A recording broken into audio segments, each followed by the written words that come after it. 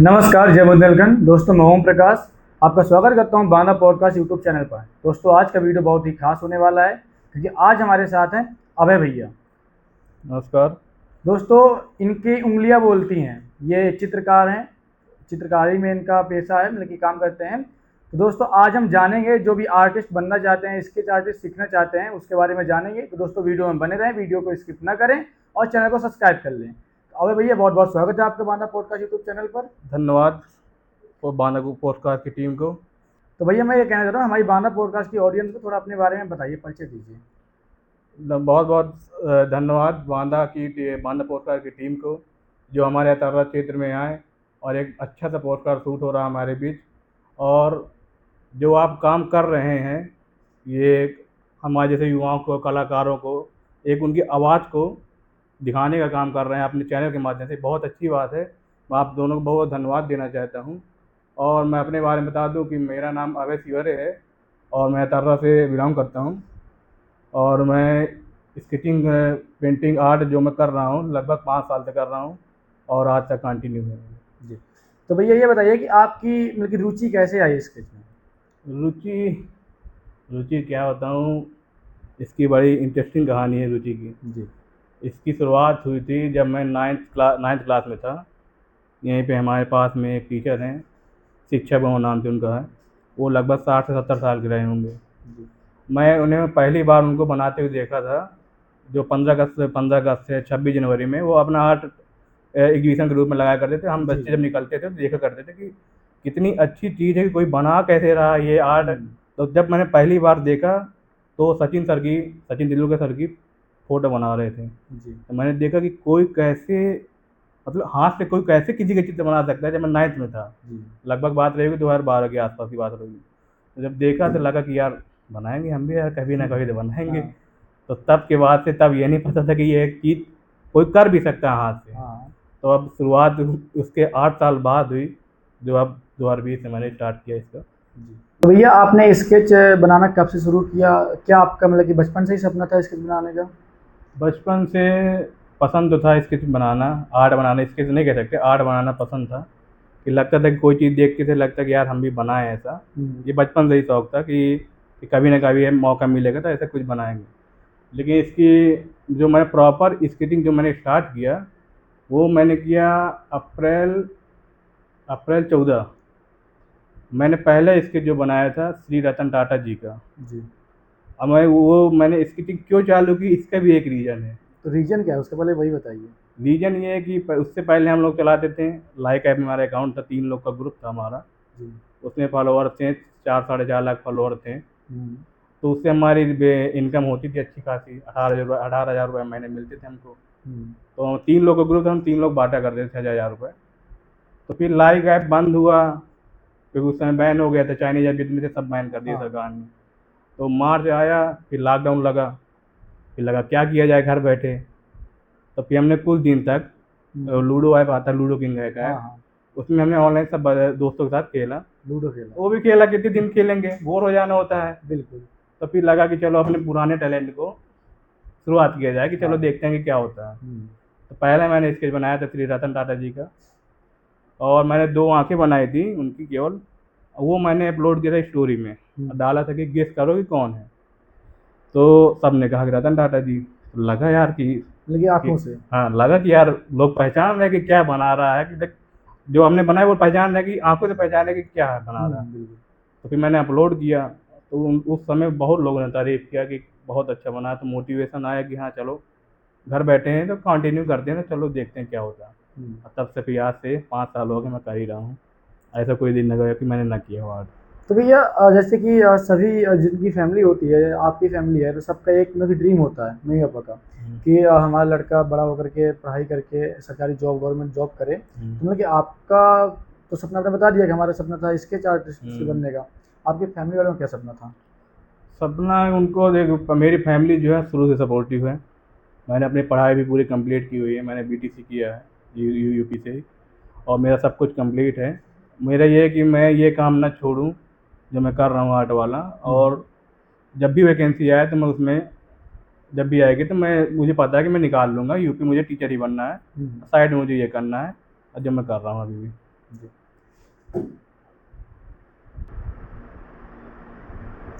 तो भैया स्केच आपने बनाना सीखा, तो आप मतलब कि किन से स्केच बनाना सीखे, किन से इंस्पायर हुए, कुछ उसके बारे में बताइए। इंस्पायर इसकी बहुत अच्छी स्टोरी बताता हूँ मैं आपको।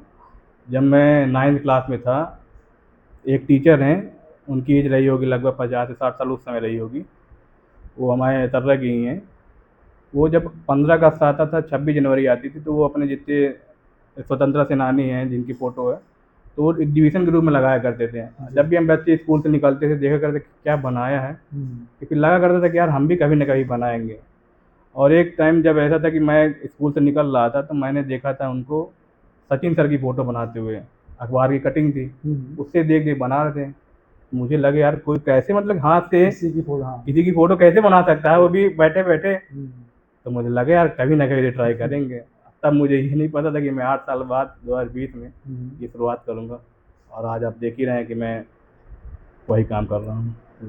जैसे भैया मैं हूँ, जैसे मुझे स्केच बनाना बिल्कुल भी पसंद नहीं है, लेकिन जब मैं इंस्टाग्राम पर रील्स स्क्रॉल करता हूँ और अचानक से आपकी ही रील्स आ जाती है और मैं जब देखता हूँ, तो मुझे अंदर से लगता है कि यार मैं भी स्केच बनाऊँ, लेकिन जिज्ञासा होती है बनाने हाँ, की। होती है लेकिन होती जब है। मैं बनाने बैठता हूँ उसमें और बनाता हूँ, तो मतलब कि मैं फेस ही बनाऊँ या फिर कुछ ही बनाऊँ, तो बिगड़ जाता है, मुझसे बनता नहीं है, तो मैं उसे फिर रख देता हूँ।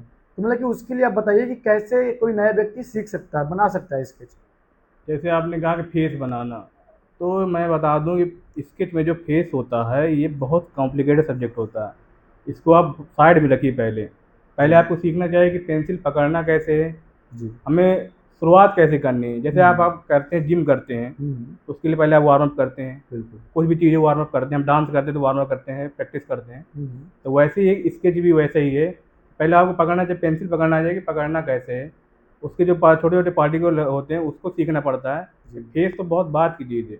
पहले आपको ये रखिए कि आपको 15 मिनट कुछ ना कुछ ड्रा करना ही करना है, जी। जो आपको पसंद है। फेस आप साइड में रख दीजिए। हम्म। जैसे आपने कुछ भी ऑब्जेक्ट देखा तो उसको ड्रा करिए। जी। मैं ये कह रहा हूँ कि 15 मिनट अगर अगर आप डेली दे रहे हैं, जी। तो आप कुछ भी ड्रा कर सकते हैं, ये मेरी गारंटी है। जी। बस आपको प्रैक्टिस करनी पड़ेगी, आपके अंदर थोड़ा पेशेंस होना पड़ेगा, तो आप कुछ भी ड्रा कर सकते हैं, ये मेरी गारंटी मैं बता रहा हूँ। जी। अपने अभ्यास से बता रहा हूँ मैं आपको। हम्म।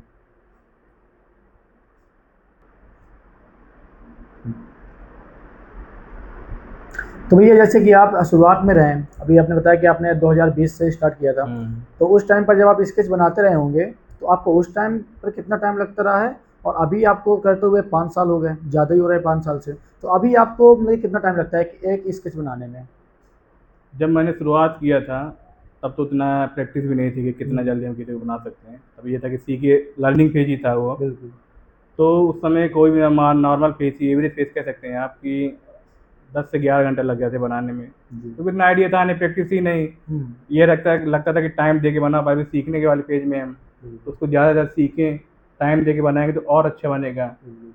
और वो तब की बात है और आज की बात है कि इस समय प्रेजेंट में, तो एवरेज किसी फेस को बनाने में, चाहे वो मेल का हो फीमेल का हो कोई भी हो, हम्म।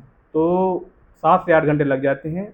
और ये डिपेंड करता है कि उस फेस में कितनी डिटेलिंग है, कि फेस में किसी की जैसे बियर्ड होती है, जी। हेयर हो गए, हम्म। तो जैसे एक्स्ट्रा हो गई चीज़ तो हमें बनाने में कितना टाइम लगेगा। तो जी। एक्स्ट्रा जो चीज़ होती है उनमें टाइम लगता है। जी। बाकी एवरेज आप कह सकते हैं कि 7 से 8 घंटे एक फेस में लगता है एवरेज में। तो भैया जब आपने स्केच बनाना शुरू किया था, और स्केच बनाने के बाद जब आपको पहला एक पैड प्रमोशन मिल के स्केच मिला था, तो उसका आपने कितना चार्ज किया था, और वो जो इनकम थी जब आपके हाथ में आई थी, तो वो खुशी क्या थी, उसके बारे में बताइए। पहला स्केच जब मैंने स्टार्ट किया था अप्रैल में 2020 में, तो जब लोगों ने देखा, तो 1 महीने बाद मई के आसपास, 7-8 मई की था, मुझे डेट याद भी है क्योंकि पहला स्केच होता है। जी। तो आपको याद रहता है कब आया, बिल्कुल। कितने का था, हाँ। और किस बंदे ने दिया, तो याद रहता है आपको। मुझे याद भी याद है। मेरे भैया के दोस्त हैं शुभम त्रिपाठी, जी। वो प्रेजेंट में इस समय डॉक्टर हैं, फिजियोथेरेपिस्ट हैं। जी। उन्होंने देखा मेरा स्केच, भैया से कहा कि मुझे भी एक ऑर्डर देना है। हम्म। तो उस ऑर्डर की खुशी मुझे ये नहीं थी कि मुझे पैसे मिल रहे हैं, हम्म। मुझे उससे ज़्यादा खुशी ये थी कि मतलब पहले कोई एक ऐसा आदमी है जिसे विश्वास है कि अगर मैं पैसे दे के स्केच बनवा रहा हूँ तो ये मेरा चेहरा सेम टू सेम बनाएगा। जी। तो पैसे से ज़्यादा खुशी मुझको इस चीज़ की थी, किसी ने तो विश्वास किया पहली जी। बार। ये काम मेरा, पसंद आ हाँ, रहा कि है। मेरा ये काम पसंद आ रहा है, ये मैं इसका चित्र बना सकता हूँ। बिल्कुल। तो अलग ही खुशी थी। और उस समय मैंने जो चार्ज किया था एक स्केच का, वो A3 साइज में था स्केच, वो मुझे याद है आज भी। उसका मैंने चार्ज किया था 250 रुपये, जी। जो उस समय बहुत कम था। लेकिन ये था कि चलो, लगा कि यार इसके ही पैसे मिलते होंगे। पहले था मुझे आइडिया नहीं था कितना चार्ज भी किया था, तो मैंने 250 चार्ज किया था। वो आज मुझे याद है कि अच्छा लगता है जब मैं उस चीज़ को याद करता हूँ तो। भैया आपने 5 साल पहले 250 रुपये चार्ज किए थे एक स्केच के, और अभी आप कितना चार्ज करते हैं? तो यार इनकम क्या बताऊँ, उसका सबका अलग अलग चार्ज होता है। जैसे मान लो पेपर साइज के अकॉर्डिंग चार्ज अलग होता है जी। कि कितना बड़ा पेपर साइज में आप बनवा रहे हैं, और वो किसमें कितने फेस हैं। जैसे मान लो सिंगल का फेस है तो अलग चार्ज लगेगा, उसमें 2 फेस हैं तो अलग चार्ज लगेगा, अगर फैमिली पे पोर्ट्रेट है तो उसमें अलग चार्ज लगेगा। तो सबका अलग अलग चार्ज है। लेकिन बता दीजिए, अक्सर कोई वीडियो देख रहा है, ऐसा वीडियो देख करके कोई बनवाना चाहे तो सिंगल फेस का, डबल फेस का कितना चार्ज है? मान लो एक A4 साइज मान लो पेपर, जी। जो फोटो कापी साइज का होता है, हम्म, तो उसका सिंगल फेस का है 1500 रुपये। जी। और मान लो जो A3 साइज होता है, जो उसका डबल साइज होता है, उसका चार्ज होता है 2000 रुपये मैं लेता हूँ। जी। और जो सबसे बड़ा साइज होता है उसका 3000। फ्रेम चार्ज इसमें इंक्लूड नहीं, फ्रेम चार्ज अलग लगेगा आपको, और फैमिली का अलग और कपल का अलग।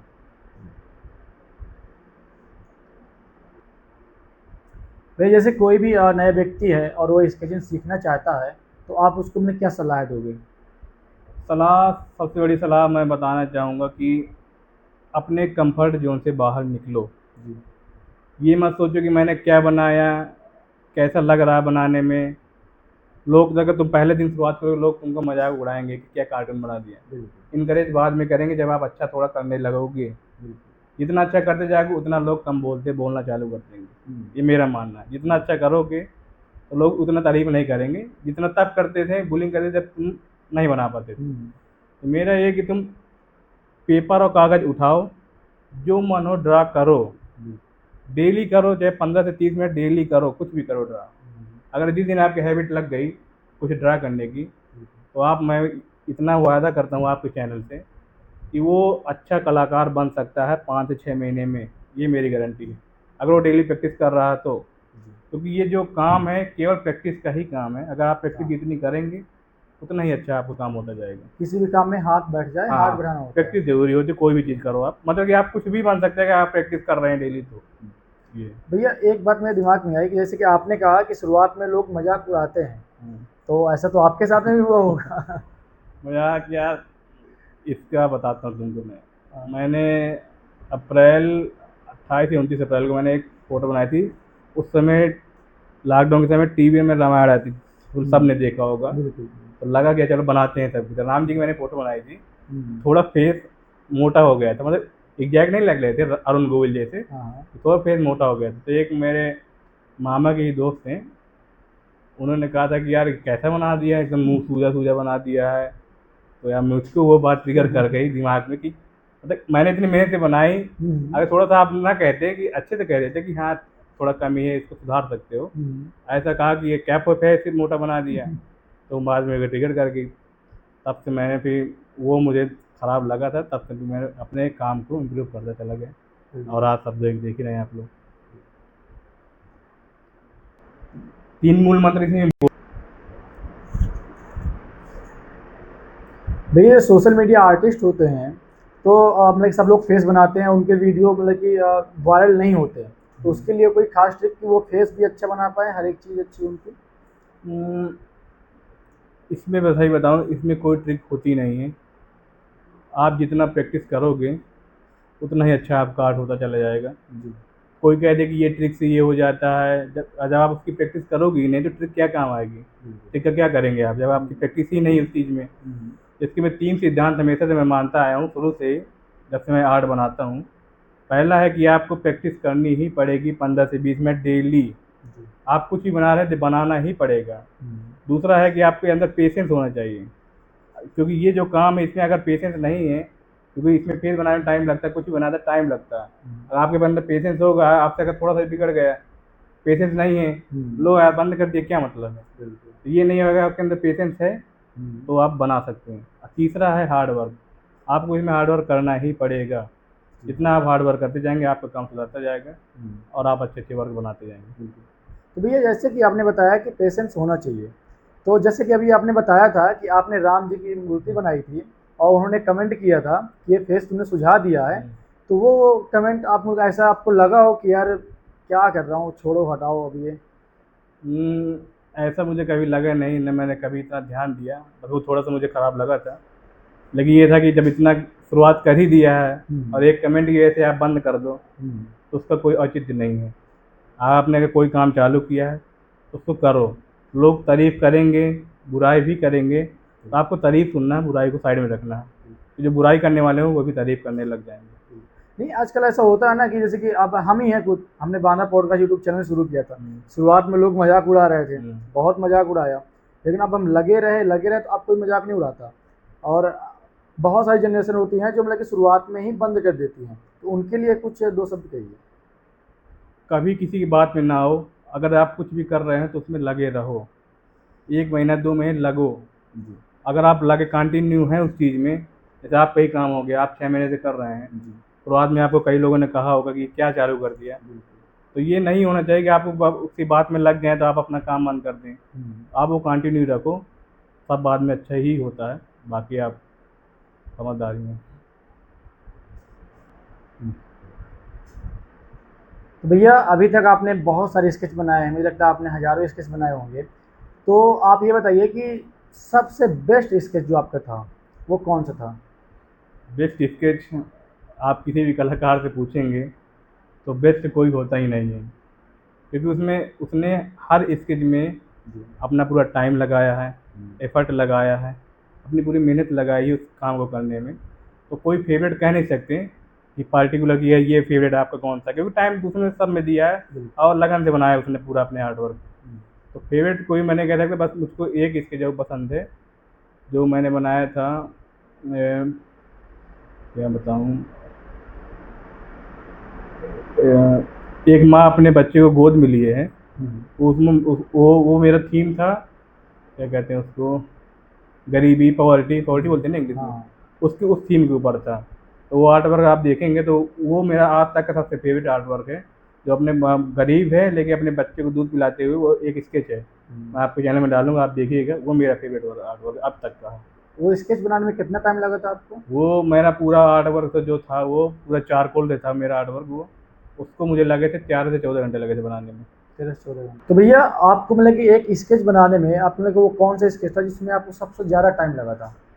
सबसे ज़्यादा समय मुझको लगा था जो अयोध्या में श्री राम राजा की मूर्ति है, वो उनके जब बैठे थे 22 जनवरी के साथ उनका वो था, तो सबसे ज़्यादा टाइम मुझे उन्हीं को बनाने में लगा था। जब मैंने उनको देखा था, उनकी जो मूर्ति बनाई थी अरुण योगीराज जी ने बनाई थी, तो जब मैंने देखा तो मुझे बहुत अच्छा लगा उनकी मूर्ति बनाई हुई। मुझे लगा चलो मैं उस तरह तो नहीं बना सकता, चलो कागज़ नहीं बनाते हैं पेंसिल के थ्रू। तो सबसे ज़्यादा उसमें मुझे टाइम लगा था, लगभग लगे थे 82 दिन का समय लगा था। तो आप 3 मंथ कह सकते हैं, डेली 1 घंटे 2 घंटे बनाया था मैंने। तो सबसे ज़्यादा अभी तक तो उसमें मुझे टाइम लगा था। लेकिन 3 महीने का टाइम लगा 3 महीने का था? थोड़ा थोड़ा बना के, 1 1 घंटे बना के, 2 2 घंटे वैसे।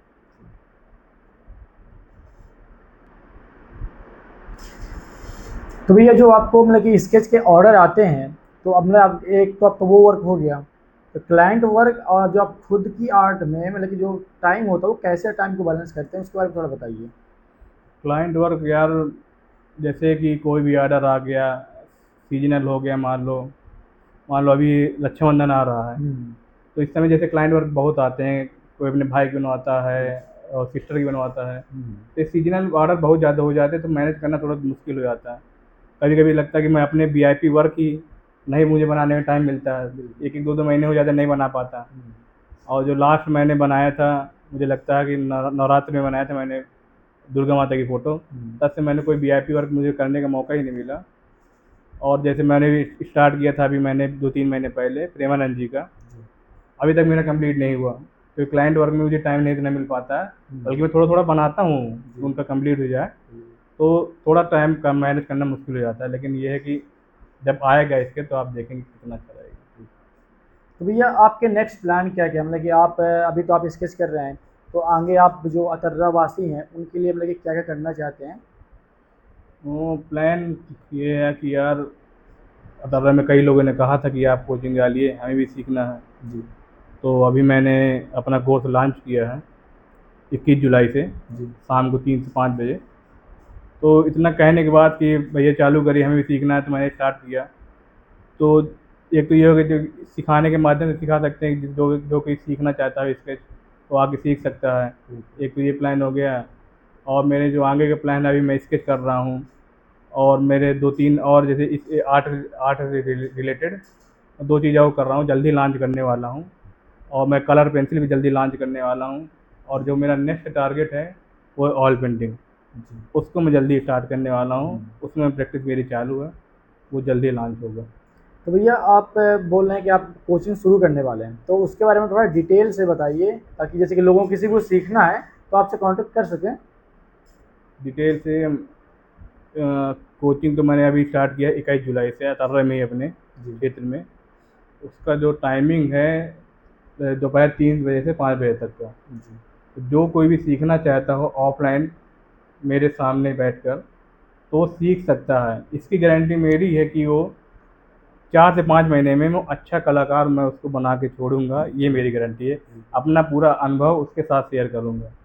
जो मुझसे गलतियां हुई हैं पास्ट में, वो वो उनसे गलती नहीं मैं होगी, उनको नहीं करने लेकिन दूंगा। आप गाइड करेंगे। हाँ, गाइड करूंगा, अच्छे से गाइड करूंगा कि कैसे आप बना सकते हैं। उनको दिक्कत नहीं होगी, ये मैं एक गारंटी देता हूँ। 4 महीने में उनको मैं अच्छा कलाकार बना सकता हूँ। और ये कोचिंग आपकी शुरू कहाँ पर हो रही है, एड्रेस शुरुआत अपना? हो रही है, ये कोचिंग हो रही है अतर्रा में, नियर तुलसी फ्लावर गार्डन स्कूल। जी आप मेरा नंबर उसमें पड़ा ही है, आप कांटेक्ट कर सकते हैं जिसको भी सीखना हो। हम्म, अभी तो मेरा अतर्रा में प्लान है, और जो मेरे कुछ साथी हैं बांदा के भी, वो भी सीखना चाहते हैं। हम्म, तो अगर आगे का प्लान बनता है तो बांदा में एक कोचिंग खोलेंगे। ये मैं आपके चैनल के थ्रू कहना चाहता हूँ। तो भैया जैसे कि कोई हमारे चैनल के थ्रू आ रहा है, तो आपकी वैसे मतलब कि फ़ीस कितनी रहेगी एक स्टूडेंट की, ये तो बताया नहीं आपने। फीस यार देखो, इस समय है स्टार्ट मैंने की 999 रुपये से मंथली इनकम है। तो जो कोई आपके चैनल के थ्रू आएगा उसको मैं 20% ऑफ दूंगा, आपके नाम से आएगा तो। और बस यही है। तो दोस्तों अगर कोई भी इसके सीखना चाहता है, तो अगर आप हमारा चैनल सब्सक्राइब करके आ रहे हैं, हमारे चैनल के थ्रू आ रहे हैं, तो जो फीस है उसमें आपको 20% का डिस्काउंट मिलेगा, सर ने भी बोल दिया है।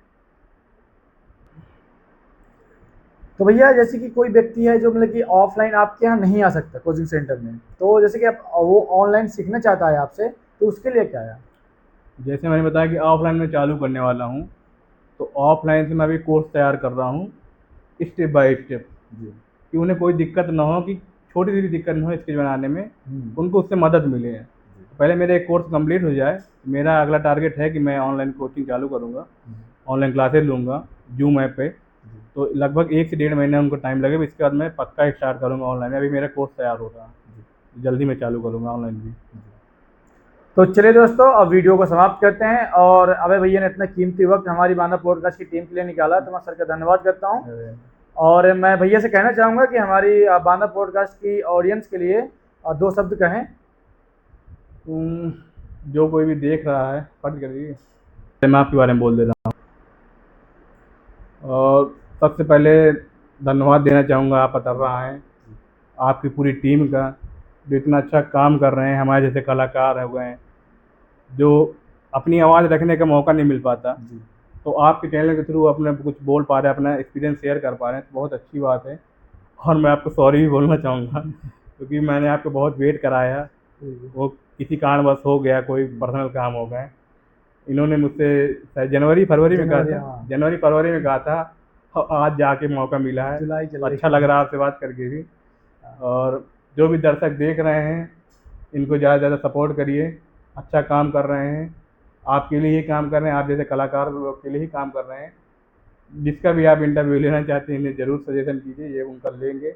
आपके फेवरेट कलाकार का, आपके क्षेत्र का हो चाहे बाहर का हो, सब जगह कवर करेंगे ये। तो दोस्तों एक बात और मैं आप लोगों से कहना चाहता हूँ कि अगर आपके गांव में या कहीं भी कोई भी समस्या है, तो हमारा कॉन्टेक्ट नंबर आपको प्रोवाइड किया जाएगा, डिस्क्रिप्शन में मिल जाएगा आपको। आप हमें कहीं भी किसी भी वक्त 24 घंटे में आप हमें फ़ोन कर सकते हैं। हम आपके गांव की कोई भी समस्या हो, पानी से रिलेटेड, रोड खराब है, कुछ भी है, तो उस समस्या को हम अपने चैनल के माध्यम से दिखाएंगे। तो चलिए दोस्तों वीडियो को समाप्त करते हैं। जय बुंदेलखंड।